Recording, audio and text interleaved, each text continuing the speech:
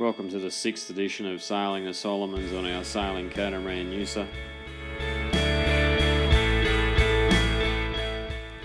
We motor sailed down from the top of Vella Island towards Gizo, anchoring up outside the Sandbish Resort.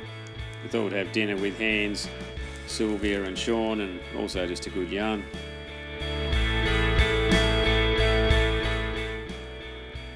We left the Sandbish Resort after a couple of days and motor sailed the 23 nautical miles southwest out to Simbo Island.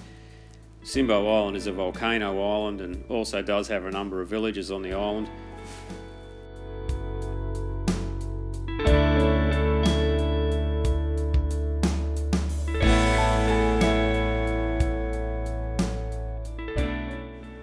We motored around the southern tip of the island, past the volcano to the western side where there's a natural harbour there in one of the most spectacular anchorages you could ever see.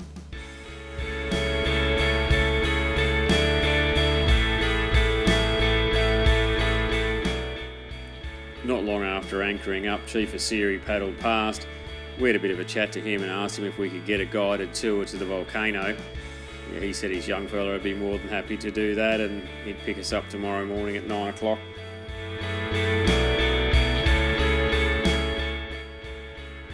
It doesn't appear that many boats get out to Simbo Island, and as usual we were a bit of a novelty turning up and anchoring in their front yard. So we ended up with quite a lot of canoes coming out towards the boat, and then when they ran out of canoes in the village, kids were swimming out to the boat to see what was going on and who was there.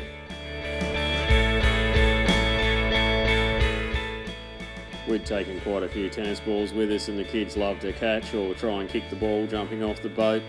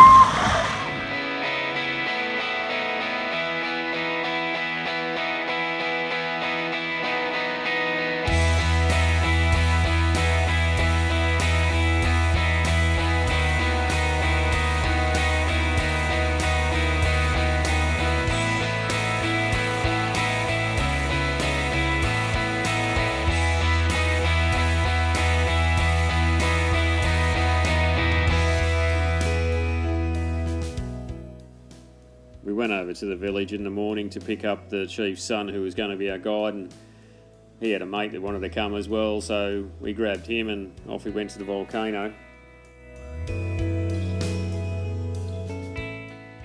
Unbeknown to us at the time, the chief had already got up early, sorted the chook out and some veggies out, and he'd headed over to the volcano to cut a bit of a path through the jungle for us to do the walk and also to start cooking the chook and the veggies in the steam coming out of the rocks down close to the ocean.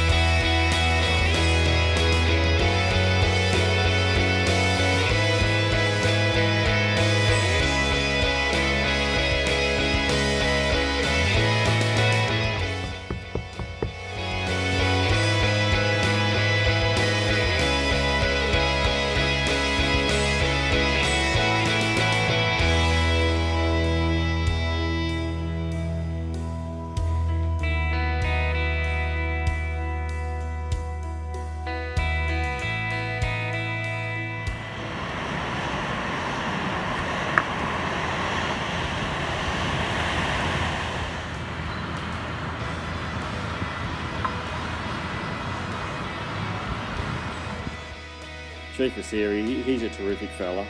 He's a very quiet bloke, and we didn't realise we were going to have lunch with these blokes until he pretty much pulled the chook and the veggies out of the steam, and he took us over this idyllic little picnic area where we had lunch with these blokes and had a good yarn.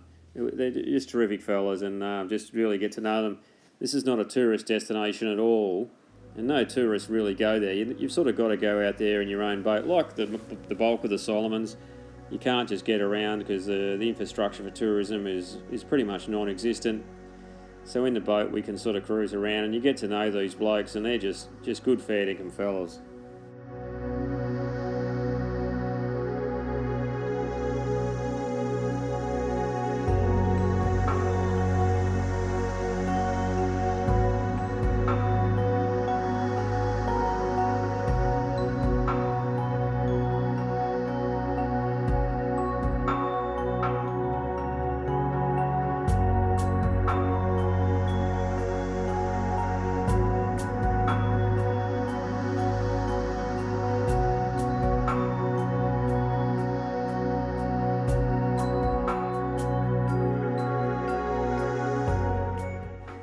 Chief Asiri invited us over to his home, and he showed us around his gardens, and they are just spectacular. Everything appears to grow really, really well in the Solomons, with a fair bit of rain and very fertile soil.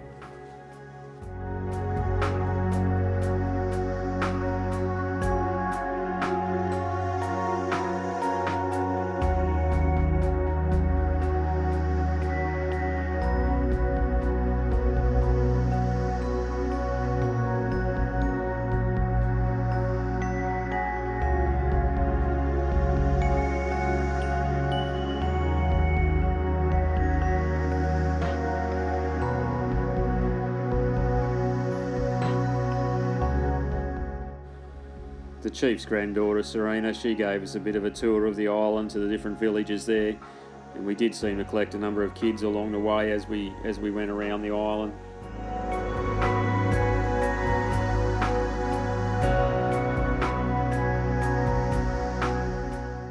It was a bit unfortunate at this time of the trip that we started to run short on school books and pencils and sharpeners and that to help out with the school. We had a good bit of clothing left and soccer balls and tennis balls and that, but we'd definitely run short on the school books. But Dad's coming over in another week or two, and he was going to bring over some gear so we could continue that helping out of the schools.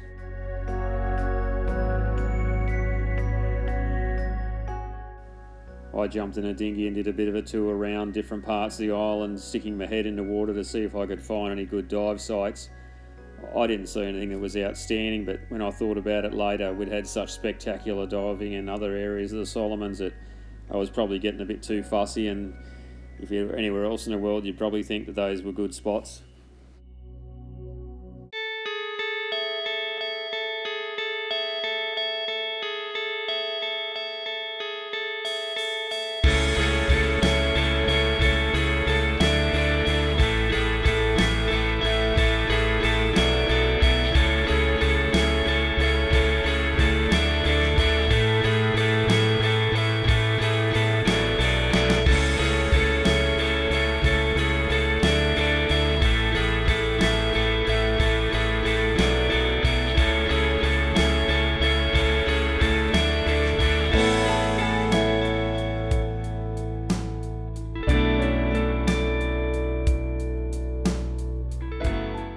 Some ladies brought some flowers out for Lisa as a gift, and then we continued to trade fresh fruit and vegetables for predominantly clothing.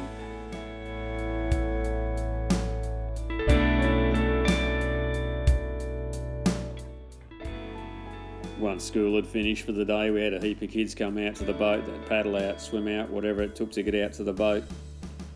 Lisa would turn the music up, make some popcorn, and the kids would have a good time, maybe throw the tennis ball around. Because it was quite a few of them swam out, I said, anyone who wants a lift back to the village, jump in the dinghy and I'll give you a lift back. Turned out there was hardly anyone to paddle a canoe, just everyone wanted to have a ride in a dinghy. We were a bit surprised here when we found out a number of the blokes go spearfishing without goggles. So we dealt with that. We had a number of spare goggles there, and they were pretty much astonished at how good they could see under the water once they put their goggles on.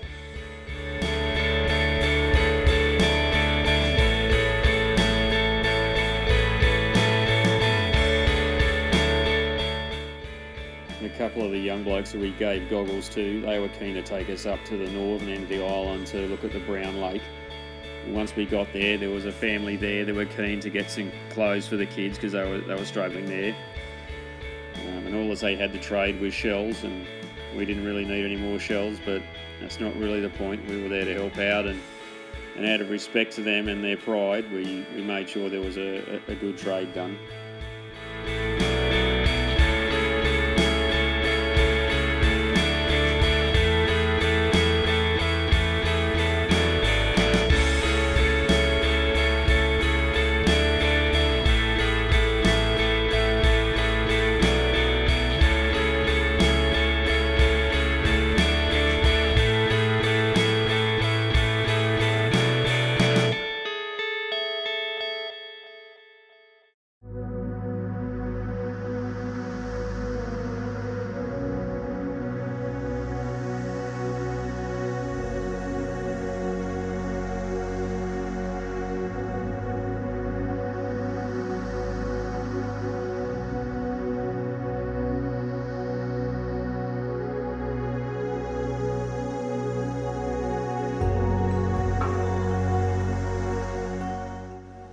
Thanks very much for watching Sailing the Solomon 6. In the next video, we go back to Gizo, grab Dad, go to the northern tip of Vella La Vella again, do some spectacular diving, meet up with an Italian couple doing film documentaries, and also go and visit the organic cocoa plantation.